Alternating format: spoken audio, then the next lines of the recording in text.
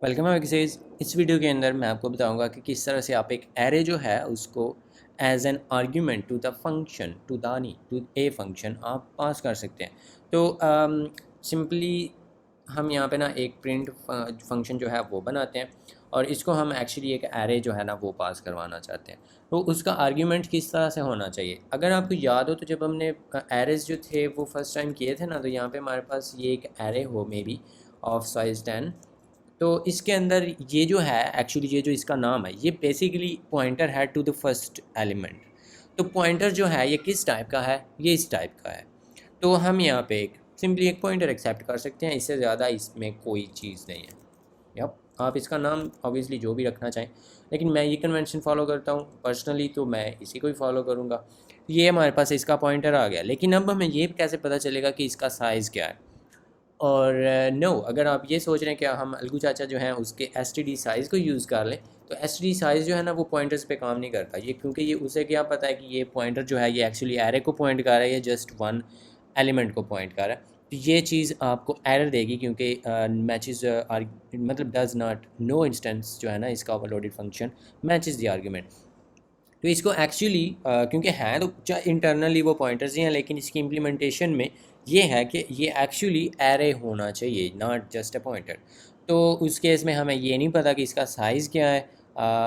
वो फिर ये होगा कि आप इसको सेपरेटली यहाँ पे पास करेंगे। वो कैसे, अगर मैं यहाँ पे इसको कॉल करता हूँ, ऐसे नहीं कॉल करना, प्रिंट जो है अब जी हम करना चाहते हैं इन नंबर्स को, और साथ में मैं ना इसको ये तो चला जाएगा इसके अंदर। अब सेपरेटली मैं यहाँ पे एक साइज़ टी जो है उसको एक्सेप्ट कर सकता हूँ, साइज़ कि इसका साइज़ कितना है। तो साइज़ जो है अब इधर मैं वो फंक्शन कॉल कर सकता हूँ, क्योंकि इधर जो है मेरे पास इसकी एक्सेस है। तो मैं यहाँ पे ये चीज़ इस तरह से यूज़ कर सकता हूँ। अब ये साइज़ इधर इसको चला जाएगा और जो नंबर्स हैं वो इसमें आ जाएंगे। अब ये हमारे पास एक पॉइंटर है सिंपल। तो इधर हमने क्या करना है, प्रिंट ही करना है। तो हम इसको जो है यहाँ पे इस साइज़ तक लेकर जा सकते हैं। और फिर आप यहाँ पे जो पहले गा रहे थे, अब ये है तो पॉइंटर ही, लेकिन आप यहाँ पे थोड़ा सा सरप्राइज़ भी हो सकते हैं। सो गेट रेडी। ये जो है चाहे ये सिंपल एक प्लेन पॉइंटर है, लेकिन आप इसको ये ऑपरेटर इसके साथ स्टिल यूज़ कर सकते हैं।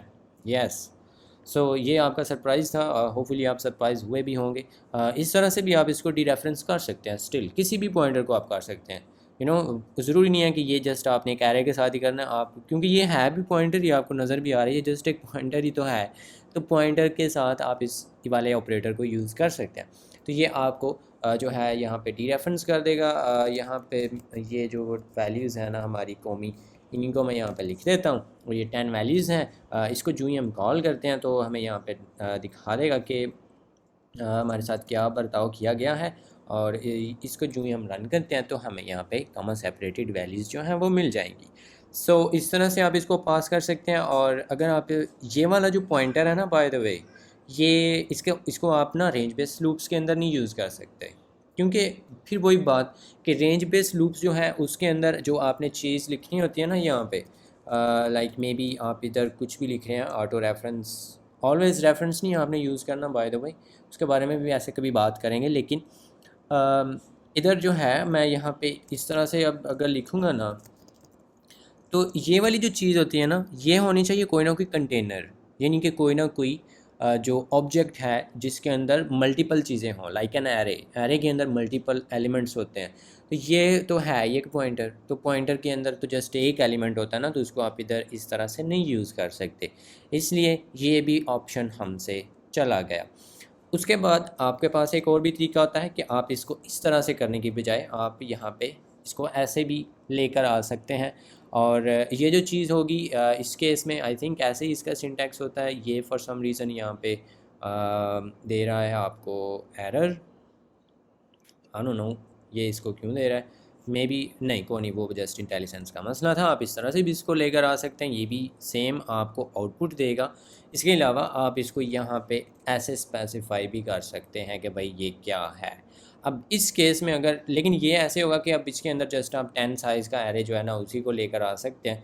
और और इसके साथ आप यस आई थिंक कि आप फिर ये भी यूज़ कर पाएंगे, अगर क्योंकि अब तो है ही एक एरे।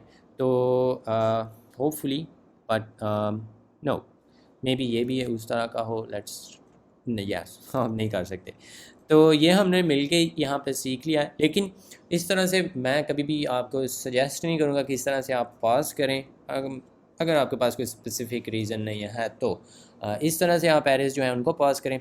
और दूसरी बात, दूसरी नहीं पता नहीं कितनी बात, लेकिन ये जो अब एरे है ना, ये क्योंकि एक पॉइंटर है, यानी कि एक रेफरेंस है, तो ये एरेज जो है ना वो ऑलवेज बाय रेफरेंस पास होते हैं। ये चीज़ आपने याद रखनी है कि इस लूप के अंदर अगर आपने इस एरे को कुछ किया ना, तो जो इधर आपका एक्चुअल एरे है उसके साथ भी वही बर्ताव किया जाएगा। अगर आप उसको नहीं करवाना चाहते तो आप इसको पॉइंटर टू कांस्टेंट बना दें, देन वो आपको मसला जो है वो नहीं आना चाहिए। अब ये पॉइंटर टू कांस्टेंट है, अब ये थोड़ी देर में एरर जो है ये चला जाएगा, क्योंकि इधर जस्ट हम रीड कर रहे हैं। लेकिन अगर आप इसको फॉर सम रीज़न आप यहाँ पे इसको इस तरह से करने की कोशिश करेंगे तो देन ये आपको अलाउ नहीं करेगा। इधर ये वैसे पता नहीं क्यों कर रहा है पॉइंटर, नहीं ये तो कांस्टेंट पॉइंटर है ना, oh my god. Pointer to constant बनाना है लाइक दिस, ऐसे। तो ये पॉइंटर टू कांस्टेंट इंटीजर है। अब आप यहाँ पे ये नहीं कर पाएंगे, ये स्टिल आप कर सकते हैं, तो ये मसला नहीं होगा।